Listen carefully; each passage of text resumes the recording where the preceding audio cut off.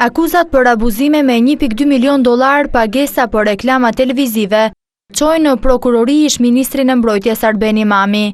Kallëzimi është bërë publik nga ministri Amimi Kodheli, e cila ka çuar në prokurori paraardhësinë e saj me akuzën për shpërdorim detyre dhe abuzime fondet publike. Ky nuk është një kallëzim i zakonshëm.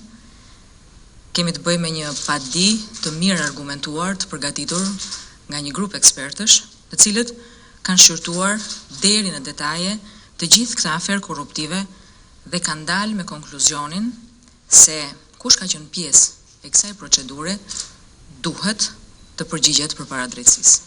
I kërkoj në mënyrë të veçantë prokurorisë së përgjithshme të veprojë duke investiguar mbi të gjitha këto veprime antiligjore që kanë çuar sipas nesh në shkelje të procedurave dhe në një abuzim të madh me paranë publike.